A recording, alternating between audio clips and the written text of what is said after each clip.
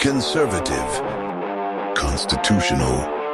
It's the Andrew Cooperrider Show, keeping you informed on what's going on right here in Kentucky.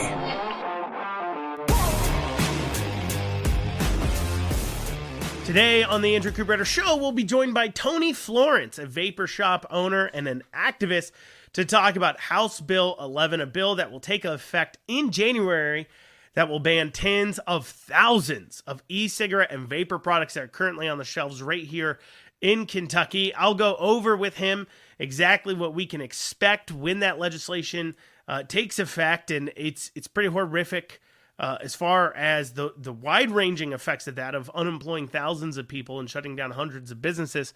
First, I had a viewer question that I mentioned yesterday from a Giannis asking about Jefferson County races. For those of you who don't know, that's also Louisville. And I wanted to dig into that. For those of you who are unaware, there isn't necessarily just a ton of primaries that happen. In fact, out of the 100 House races, so there's 100 seats, they run every 2 years, so that means there's 100 available races. Out of those 100 possible Republican primaries, there are only 20 Republican primaries. And what's funny is there's 16 Democrat primaries. And I just want to mention that because, you know, Republicans hold 80 seats in the House. They are clearly in the vast, vast majority. There's not much power to be had by being a Democrat in Kentucky. But despite that, Democrats are still able to field enough candidates to be able to have 16 primaries, and Republicans only have 4 more, despite the many other races that Republicans actually have where primary is more worthwhile. Because if you don't have the seat, it's, you know, in these safe ruby red districts and the same way in the safe blue districts, primaries are the races.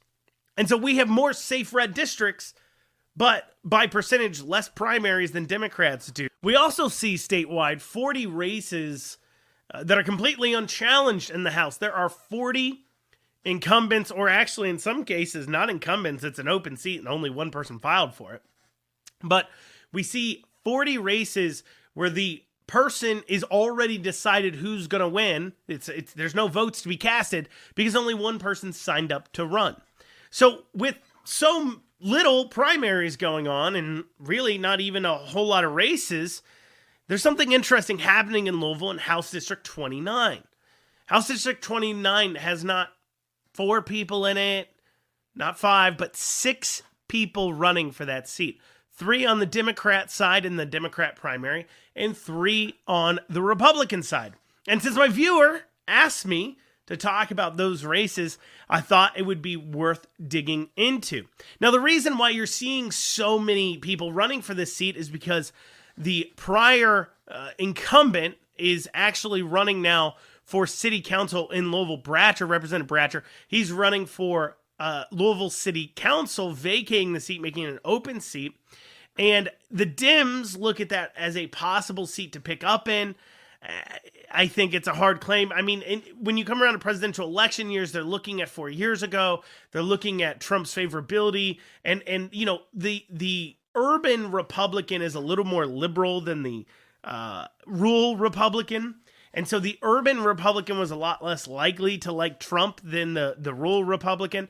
And so they're somewhat banking on those situations in some of these more urban Republican seats that they could possibly have a pickup because of presidential election politics.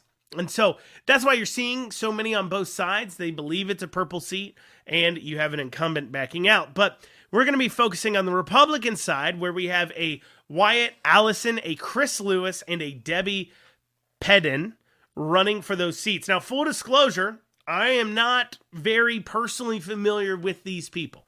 So it's not like I know their hearts. It's not like I've talked to them a lot about political philosophy, as I have with a lot of legislators and a lot of people running for office, but I haven't with any of these threes.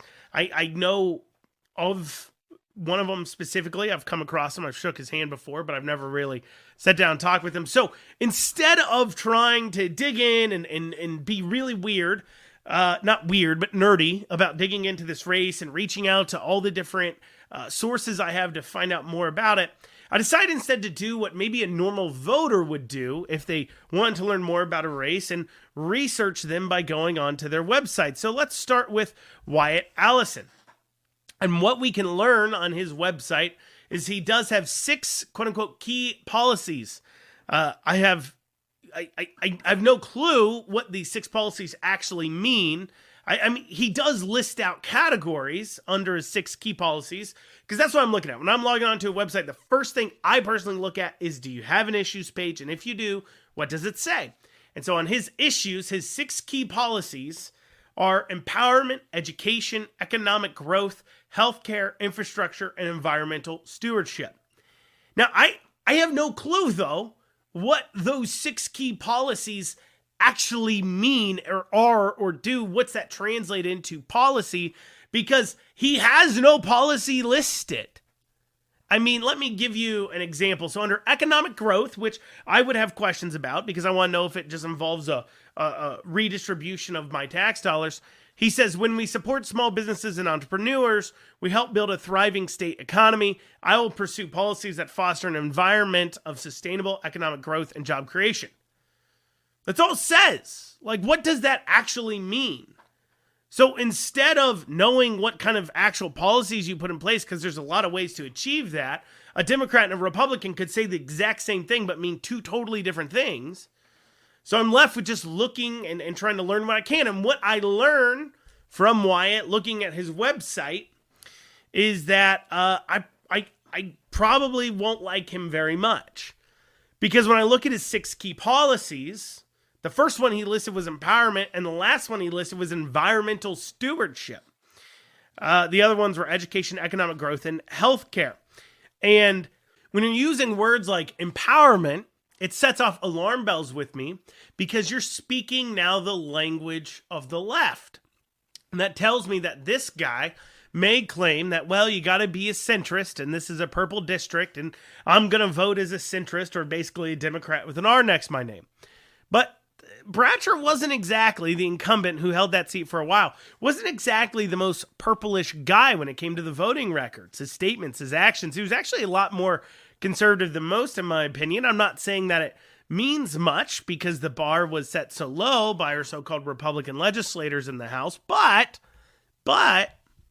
he's not exactly super liberal. So the fact that this guy's listing out these things, it's hard to defend by saying, well, it's a purple district and I want to remain attractive to as many people as possible. Now, once again, I don't know anything about these candidates in depth outside of what I'm seeing. So even if you like this guy, don't take offense to what I'm saying. I'm just explaining what's going on through my head as a conservative Republican looking at their websites. And for what little info there is there, it gives me concerns. Now, we can also look at Chris Lewis. Chris Lewis, I actually know a little bit better, not much, but I know him a little bit better. I've come across him at Republican events and gatherings in Louisville. I've never, talked to the guy, though, in depth, but I'm a pretty oblivious voter. Now, right off the bat, Chris does have a pro-life mention, which Wyatt did not talk about. Wyatt didn't mention the Constitution one time on his entire website, but Chris has a conservative values tab where he mentions his pro-life stance, protecting the Second Amendment, his belief in transparency in government. He does list things like tough on crime, lower taxes, improve education, create jobs, fight the drugs, homeless crisis. And he does have a little bit more info under each that gives us some idea of what his policies might be as he mentions prior actions within those categories, but he still doesn't necessarily give us a whole lot of super concrete policies.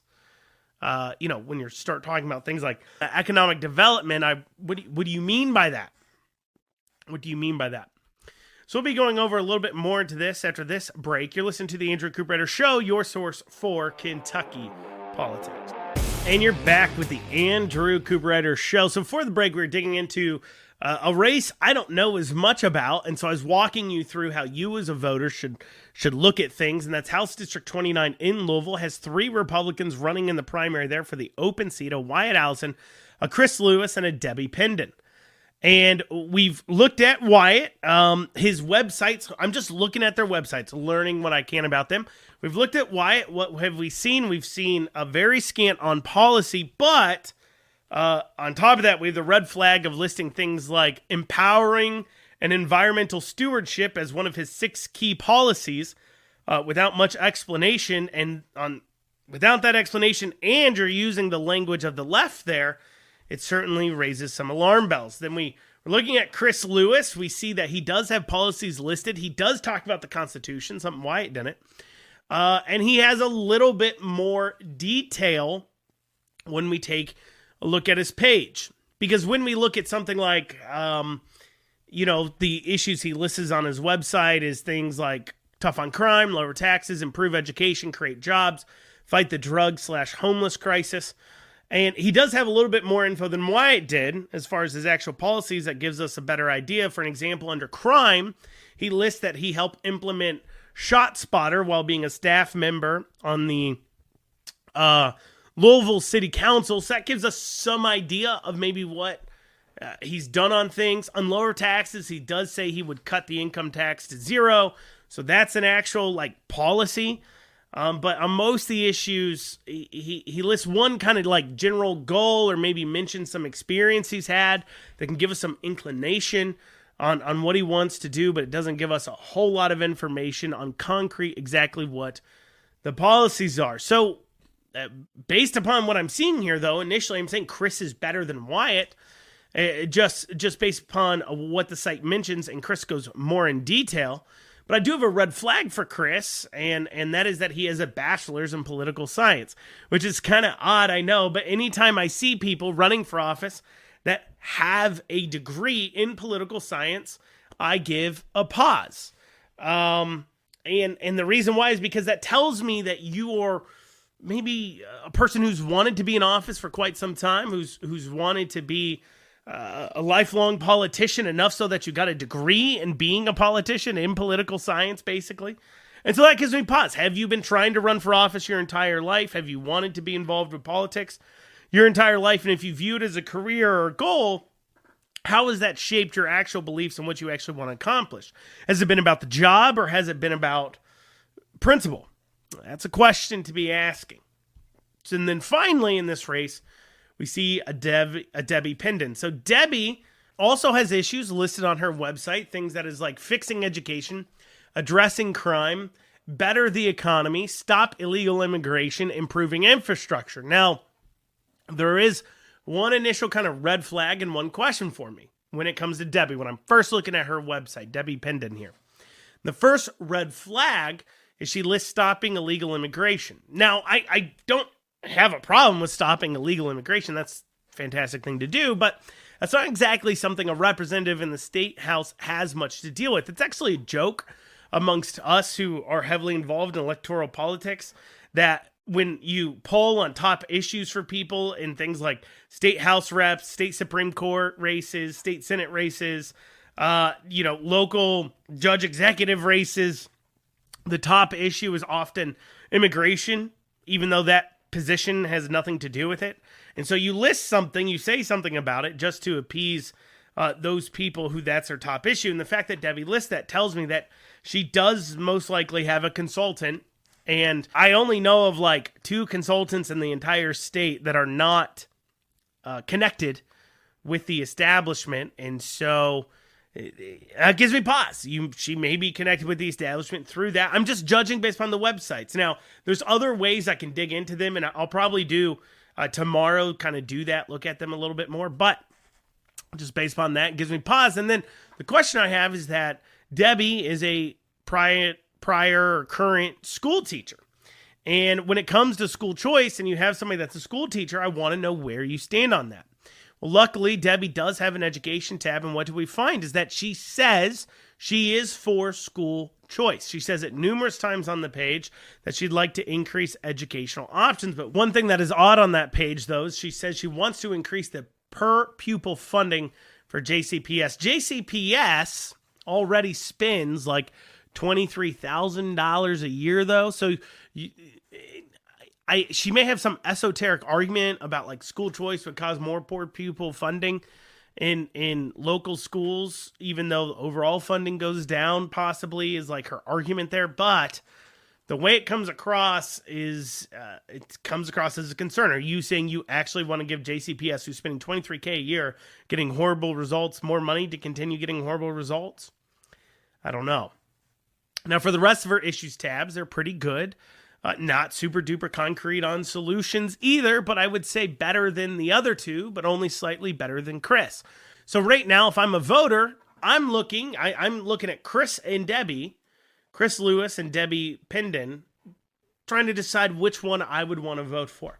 Those are my options right now. So this is just my opinion from what I'm seeing just off their websites, literally. So go ahead, tune in tomorrow. I'm going to dig in deeper into this race. I'm going to go look in some other places for some info to maybe get where voters won't look, but it's available to all voters, to kind of tell you how I'm going to work my way through this. But if you also have some info on this race that I feel like sharing with me, feel free to email me at info@theandrewshow.com. Once again, that's info@theandrewshow.com. Now, I'm being joined by Tony Florence. He's a founding board member of Smoke Free Association. Is that Kentucky Smoke Free? It is Kentucky Smoke Free Association. There you go. Okay, Kentucky Smoke Free Association. He's a board member of the Kentucky Hemp Association. He's a business owner. He owns 723 Vapor in Nicholasville, correct? And Lexington and Louisville. In Lexington, and the Vapor Stock Room. Vapor Stock Room. Mm-hmm. Yep, Vapor Stock Room. And he's coming on today to talk about House Bill 11. Now, longtime listeners, and by long time I mean you've been listening for a couple of months, will have heard me talk a few times about House Bill 11, but as a quick reminder to everybody, House Bill 11 was passed this year, and it banned any vapor product, e-cigarette type product, that was not in approval process or being approved or approved by the FDA. And, effectively speaking, it's said to greatly affect a lot of our businesses going on here. So I wanted to ask Tony on to go into depth. What is the on-the-ground effect of this bill? And practically, what if House Bill 11 comes into full effect, what will we as Kentuckians see happening? Well, fundamentally, when this bill comes into effect January 1st, is you're going to see about 450 electronic cigarette vapor stores go out of business. And what that will do, unfortunately, is it will deny the 450,000 Kentuckians who vape access to these much safer, less harmful products. And unfortunately, what that means is a lot of them will go back to smoking combustible cigarettes, which will entail a lot of people dying down the road. So we're talking about 450 some odd businesses closing. We're talking about, people, and I don't really want to focus too much on the debate. I don't know how much of a debate it is. Is vapor better than cigarettes? And I would have to say, I think most people believe it's at least somewhat better because it just doesn't smell as much in secondhand smoke. So I think at least from the other people's standpoint of things, it's not as harmful to other people as secondhand smoke is. Is it as harmful to you or not? I don't particularly, I don't think that's necessarily what's being debated here per se. That's not what the bill's about. That's not what they've said it's about. So you're saying that it's going to close down these stores. How does House Bill 11 exactly do that? Well, basically what House Bill 11 does, it will only allow on the market items that have had full PMTA approval by the FDA, or a very small number of products that filed an application for approval between 2016 and 2020 to stay on the market. And what this does is it shrinks what was once a very robust and innovative market with tens of thousands of products down to a very small handful. It's like 8 product lines plus 8 products that are manufactured and sold by Big Tobacco only. And so that would be, what product line? We're talking about like Juul? Juul has a stay, Views, Enjoy, a lot of those do. And then if you look at the other options that are not Big Tobacco, there are a couple of lawsuits that are pending that will allow those products to stay on the market. And then there's some really just outdated, older products that are just still lingering around that the FDA has not gotten around to. And you have to understand the verbiage there, why this is a bad thing. You have to go to the federal level on this, because on the federal level, the FDA regulates e-cigarettes, right? I mean, that's their job. And in 2016 to 2020, they said, hey, you have to fill out an application for these tobacco products to stay on the market. And instead of getting just a few thousand. They got 6.5 million applications, an overwhelming amount of applications. So a lot of these applications are still pending. They just don't have the manpower to address it. So what the FDA has done is they're like, hey, some of these big tobacco products, they've gotten the approval. For these tens of thousands, millions of other products that we're still looking at, we're going to allow you to stay on the market. We have this thing called discretionary enforcement. As long as you're not child appealing or stealing someone's IP, you can stay on the market until we figure out on our end whether you're safe or not or can pass the PMTA process. And from that point, the FDA has never asked any state, hey, we need help regulating these products, because from their perspective, they got it handled. Well, what Big Tobacco has done in 20 states this year was they put forth this registry bill, and the registry bill basically says, hey, we're going to weaponize the state to enforce it so that only the stuff that has 100% approval, or only the things that are still in this application process from years and years and years ago, can still be on the market. And that's the short of it. So we'll talk about the motivation for passing it and kind of what you're doing to fight that after this short break. We are coming up on a break. You all are listening to the Andrew Cooperrider Show, though, your source for Kentucky politics. We'll be back in a few short minutes. And you are back with the Andrew Cooperrider Show. For the break, we are digging into House Bill 11 with Tony Florence. Tony Florence is a founding board member of Smoke-Free Kentucky Smoke-Free Association. Kentucky Smoke-Free Association. I have fallen over that. It's in my notes, but I didn't write Kentucky first. That's the problem. I wrote it at the end. He's also a board member of the Kentucky Hemp Association, business owner, owns 723 Vapor and Vapor Stockroom. And we are talking about the practicality of House Bill 11, a bill that bans tens of thousands of vapor products and how that affects them. So the bill says that if the FDA hasn't approved it, or if it's not in the approval process, it can't be sold in Kentucky, even though the FDA at the federal level hasn't taken the step to say themselves, hey, these can't be sold unless they've been through the approval process. You've said it's basically 7 lines of products plus like another 7 one-off shoots and things like that. Now, I can say that I watched the floor debate on this, and Rebecca Raymer, who was the bill sponsor on this, claimed that it was anything that's been put in for approval, not just the 7. And so that it's actually, I think she said, tens of thousands of products she mentioned. Is that accurate? What's she getting wrong there? Not even remotely close, because the thing is they put in a safe harbor window. So it's not any product that is under PMTA, the approval process. The safe harbor window is the PMTA had to be submitted between 2016 and 2020. Now, as everyone knows, e-cigarettes is a very innovative market. Things are constantly changing. They went to like synthetic nicotine for a while. They changed the formulas for things. So there are not very many products that are still on the market from 2016 to 2020. And the example that she liked to use is in Alabama, they have a very similar registry bill. And on that registry bill, there are 1,600 products. And that was the big argument. Oh, well, there's 1,600 products available. Every store will be fine with that. But the reality is, if you looked at those 1,600 products, a lot of them were actually nicotine pouches, or they were big tobacco products, or a lot of them were just devices, hardware to utilize the e-cigarette liquids.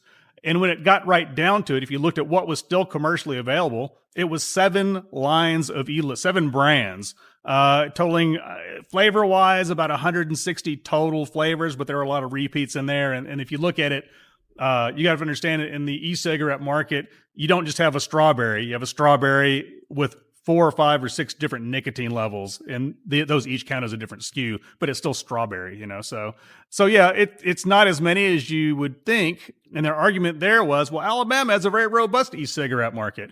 Well, Alabama also has no enforcement. We have friends and affiliates in Alabama, and they said, well, the reason why we can stay in business in Alabama is because we don't obey these rules. We never get inspected. It's been 18 months. They've never been inspected once. And so we just sell whatever we want to. And even in the session in Alabama this year, not to digress, they actually tried to put a law into place to fund the ABC down there so they could have manpower to enforce these laws. But there is none. So you can really easily say, oh, it works down there. Well, it only works because there's no enforcement in Alabama.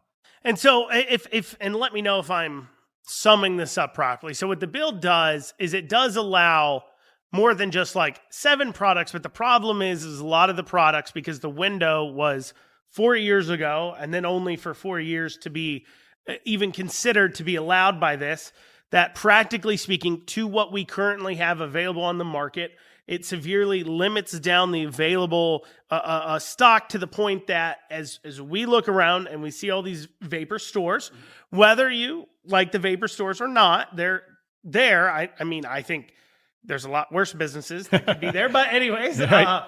Whether you like the vapor stores or not, they're there. And what our government has done, and the practical effect of House Bill 11, is it will shut down those 450 some odd stores, because just like that, because the products that they're selling weren't able to get in place during this window, or the vast majority of them, and they would end up only having, 6, 7 things to sell. How many things would they actually have to sell? So take your stores right now. Right.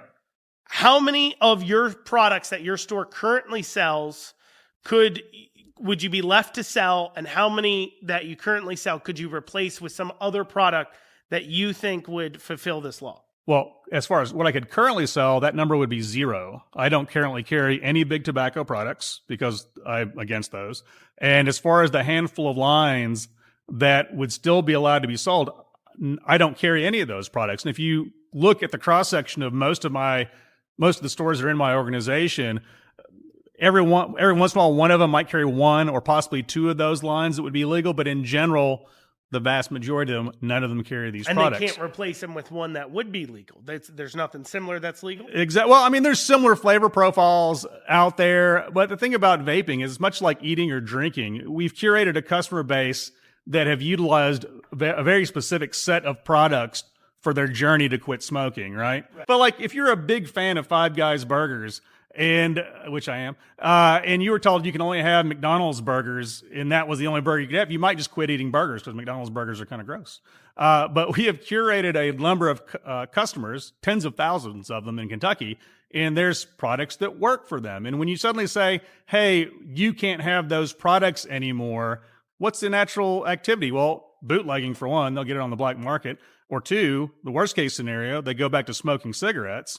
Or 3, they just find some place on the internet to get it. I think one thing you said before we came on the air that was interesting, if I get limited down to maybe practically 10 products, I've got 3,000 square foot stores that used to sell this big stock of different options. Yeah, which corner do you want me to put that in? Yeah. I mean, that really shouldn't be an argument you per se have to make, because, I mean, you can go into cigar places, Jake's Cigar Bar and Lounge, wine stores, liquor Fantastic stores. Place. It would be like saying you could only buy one kind of bourbon, right? And you can't buy any other kinds of bourbons. There may be, if you were particular to rye bourbons, and now you can't get one of those because it's been pushed out. Well, now you're like, maybe I don't want to drink bourbon at all. That's certainly understandable. Raymer on the floor said the motivation behind passing it was that they were worried about kids, the children. Now, it is already illegal for kids under 21 to access these products, but they're saying, and flavor profiles, they're very candy-like. And so it's not that you're just helping people stop smoking, but you have kids who would never start smoking, but because vaping tastes good, they're vaping. What do you think the actual motivation was? Well, I mean, fundamentally, the motivation was big tobacco. Like I said, they pushed this forward in 22 states.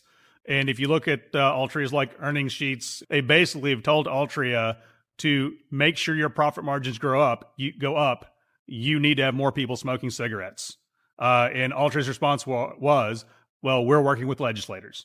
So I don't think of anything more damning could be said than that, because that's what this bill does. It bans a competing product, and it makes people go back to smoking cigarettes. So that's really the motivation. But on the surface, that doesn't sound good to the average politician or average citizen. What does sound good is, it's always about the kids. It's about the kids. Now, the problem is if you go back historically and you look at when this got bad, and many of you know of the Juul product, Juul was advertising to minors and all that kind of stuff.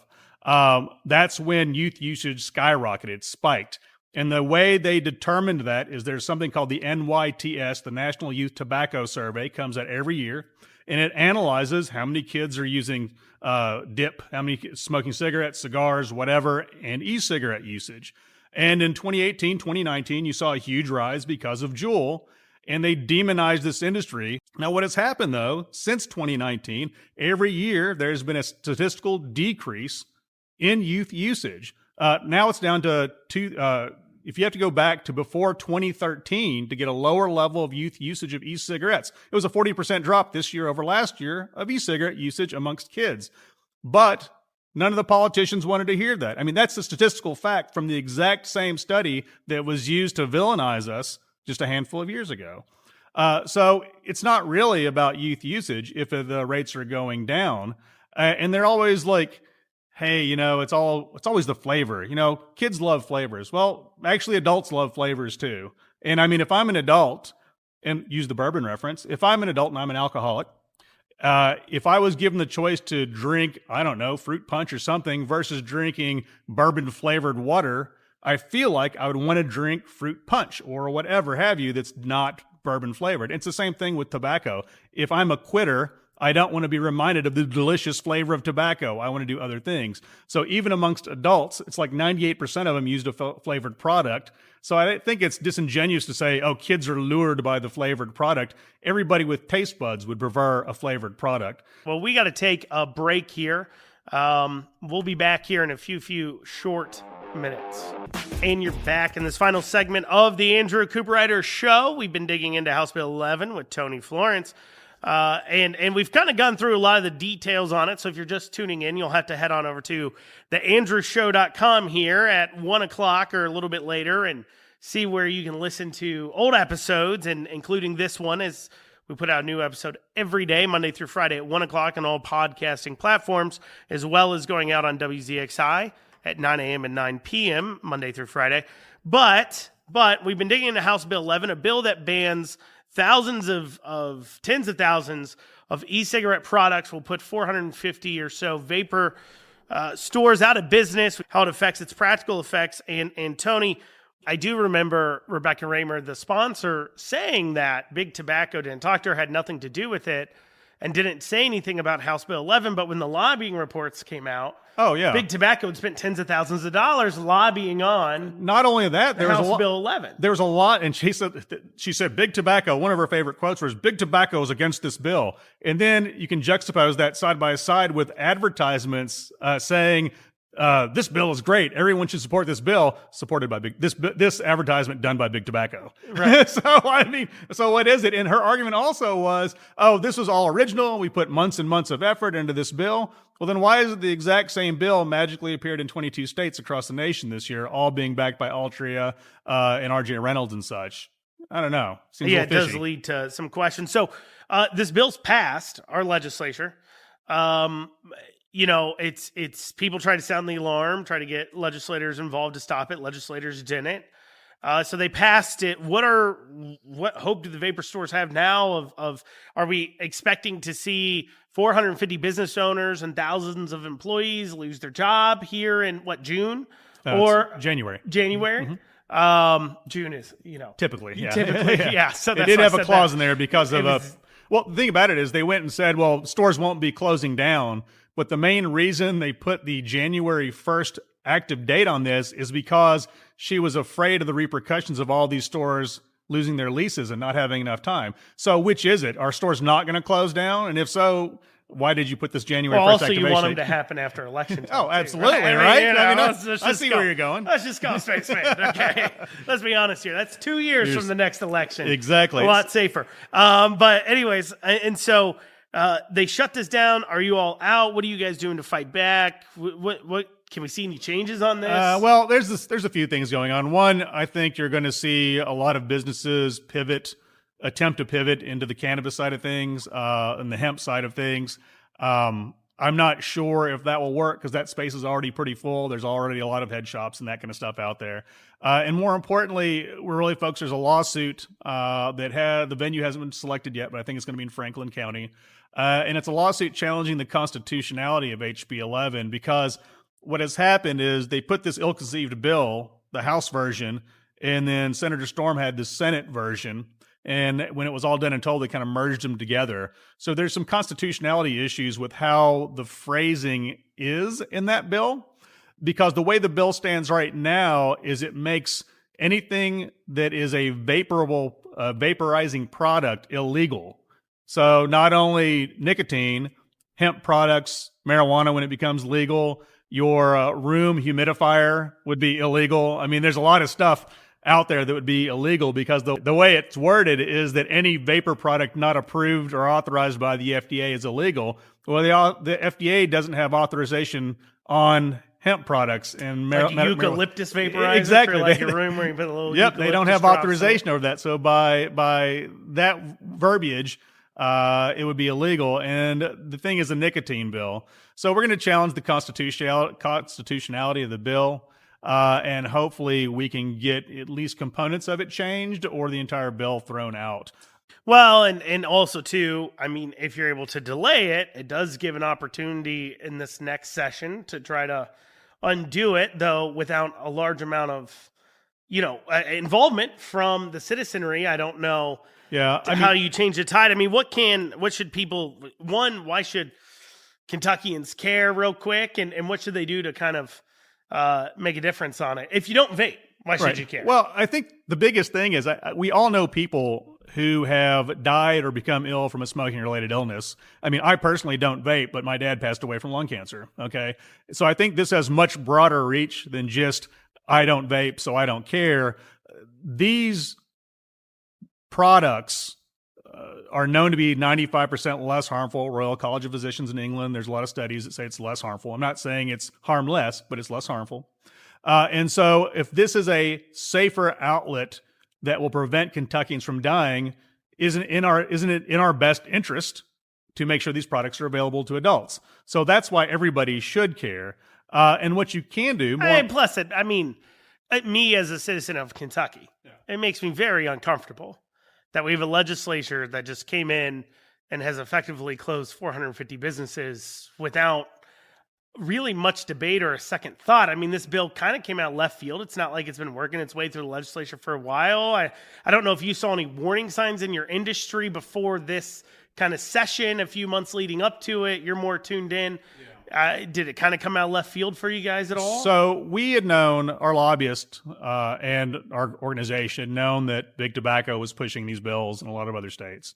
So we went to a member of House leadership before the session started and said, hey, we have to worry about this. And his exact words were, no, we're just focused on enforcement and penalties. There'll be no registry bill. So we didn't think it was going to be a big deal. And then out of left field, a couple of weeks before the deadline for submitting a bill, we get word there's a registry bill, but it'll be fine. And it's a classic example of legislators passing laws on things they know nothing about because they did not know the repercussions of this. They don't even know the industry. I would wager 95% of the legislators who voted on this bill have never even been in a vapor store or know anything about it. No, I would say that's probably accurate. What can people do? If people want to help fight this, you got your lawsuit filed. Is there anything the people of Kentucky can do to aid in saving, I guess, an overreach by government, small businesses being put out? As I said before the break, it makes me very uncomfortable that we have a government without a second thought putting 450 small businesses just out like that, and especially odd when we look at the overall effect on society. And while I understand there's a lot of people out there that maybe don't like vapor stores, they don't smoke e-cigarettes, they don't smoke, whatever, I think that most of us would agree things like porn stores and strip clubs are maybe, if we're going to put 450 businesses out of business and you're talking about the good of society and people, right? If we're going to be in that business, not saying we should be, right? But if we're going to be, I wouldn't think e-cigarette stores would be where we start. And so if people want to say, look, this is ridiculous, this is government overreach, what should they do? Well, the thing that really surprised me was how many vapors knew politicians personally. We managed to get a lot of meetings because of the personal relationships folk had with their representatives and their senators. And that would be my big ask. If you don't vape, but you have friends or family members who do, reach out to those people and say, hey, I heard about HB 11. This is going to affect my cousin. This is going to affect my mother. This is going to affect my dad. Can you just maybe have us think about this again? Reach out to your local vapor store, because every district has vapor stores, and see what their thoughts are. And maybe go and visit some of these people who aren't going to be in business in 7 or 8 months, and maybe change your vote should we manage to get better legislation down the road so you don't arbitrarily make 2,500 people go out of business. Yeah. Or 2,500 people lose their jobs. Right, absolutely. Well, Tony, thank you for joining us. Next time I've got a question about Thank you for having me. I'll reach out to you, okay? Appreciate it. Once again, guys, that was Tony Florence, founding board member of Kentucky Smoke-Free Association, board member of the Kentucky Hemp Association, and he's also the owner of 723 Vapor and the Vapor Stockroom. So there you go. If you all want to reach out, ask him some questions, I'm sure you can look him up there. Now, Tony, thank you so much for joining me. That's all the time we have available today on the Andrew Cooperrider Show. I do, once again, appreciate you stopping by. But we'll be back here tomorrow. To all my listeners, if you want to reach out to the show, feel free to reach out at info@theandrewshow.com. Once again, that's info@theandrewshow.com, or head on over to theandrewshow.com. Click the contact tab there. You can reach out there, but also you could check out old shows there. Hit the Listen Now tab. Check out shows that we've done here in the past if you want to stay up to date on everything going on right here in Kentucky. But otherwise, I'll see you guys back here tomorrow. Hope you have a great rest of your day.